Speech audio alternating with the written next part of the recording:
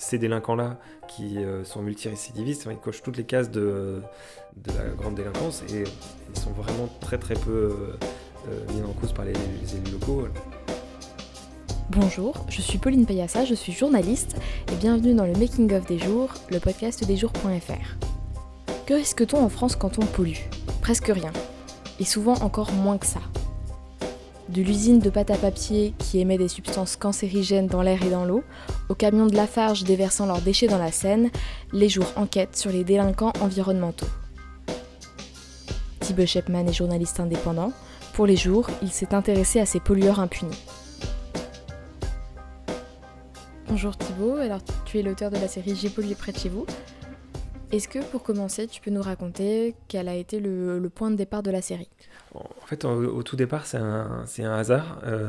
Je tombe sur plusieurs histoires en même temps, des histoires de pollution assez locales, et deux, trois histoires judiciaires sur des usines qui polluent depuis un moment, et où je me rends compte que les condamnations sont soit inexistantes, soit ça donne lieu à des amendes qui sont extrêmement faibles.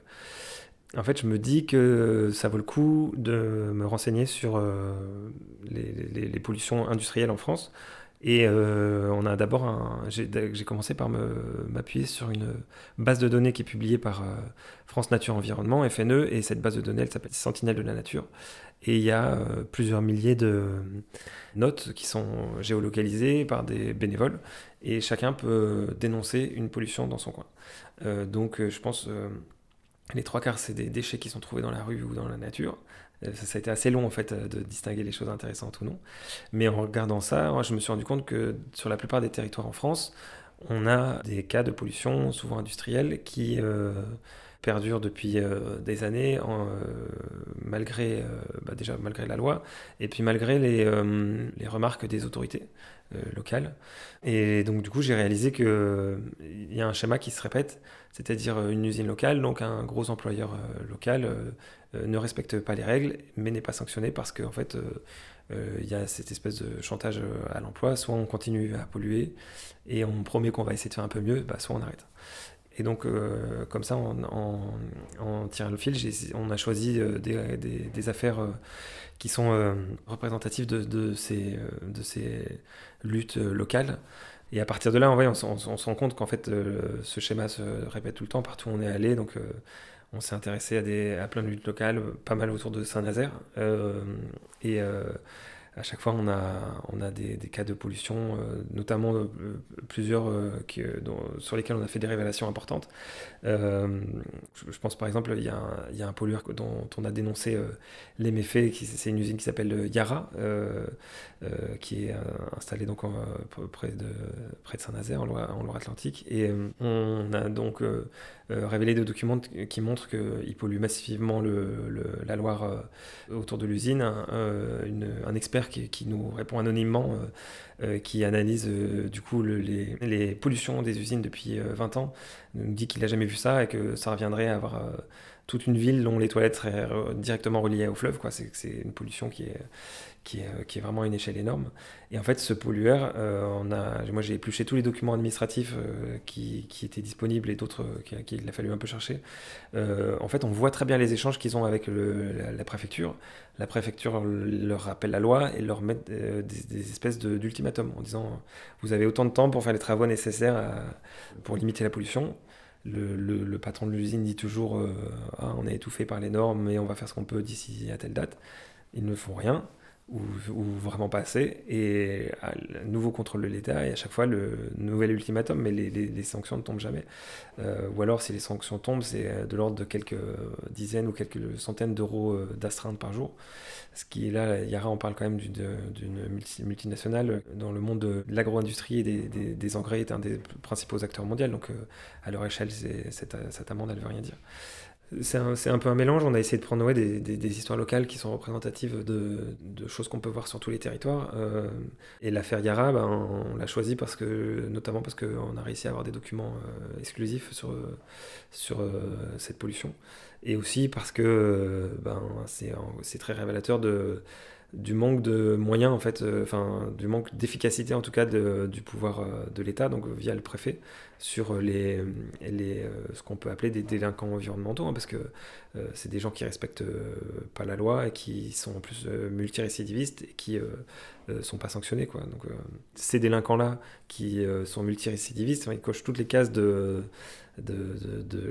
la grande délinquance et ils sont vraiment très très peu mis en cause par les élus locaux. Alors certes ils apportent des emplois mais ça mériterait quand même d'être souligné un peu plus par le politique. Donc nous c'est ce qu'on a essayé de faire journalistiquement déjà, quoi. Et puis ensuite, comment s'est déroulée ton enquête, ton travail ? C'est finalement pas si compliqué une fois qu'on a compris comment fonctionne notamment le rôle des préfectures. Parce qu'en fait, elles sont contraintes de publier des documents sur leur site. Donc souvent, il faut savoir où les chercher et c'est vraiment bien caché. Mais donc déjà, en fait, en source ouverte, si on apprend à comprendre comment ça fonctionne et où les chercher, notamment tout simplement dans les PDF qui sont mal référencés sur les sites internet, il y a quand même des mots qui reviennent. Donc si on les connaît, on peut les retrouver.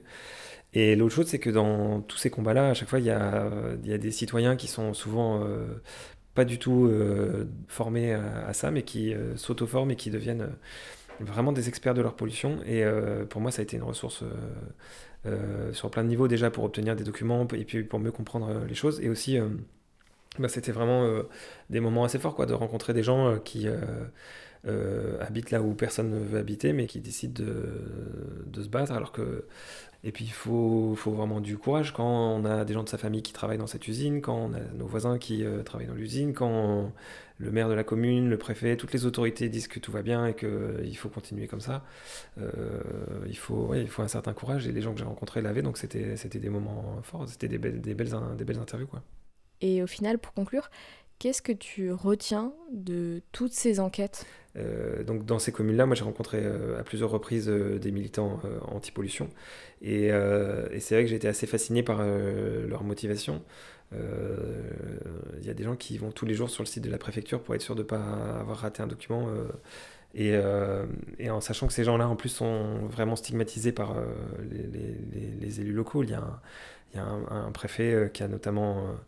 Quand ces gens-là mettent en avant le fait qu'il y ait beaucoup de cancers, il y a un préfet qui leur a dit mais c'est parce que les gens qui vivent dans ces usines, donc s'ils habitent là, c'est parce que l'immobilier est moins cher, donc c'est quand même des gens qui sont moins riches que le reste de la population. Donc le préfet dit d'eux qu'ils consomment trop d'alcool et de tabac.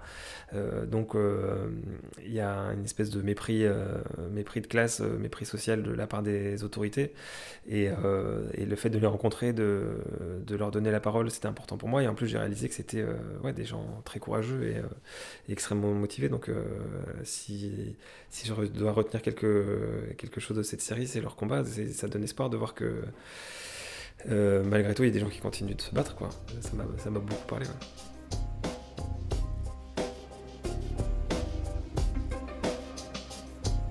J'ai pollué près de chez vous est disponible sur lesjours.fr. Vous pouvez aussi nous retrouver sur Instagram, Facebook et Twitter @lesjoursfr ou nous écrire à contact@lesjours.fr. On se retrouve très vite pour un nouvel épisode.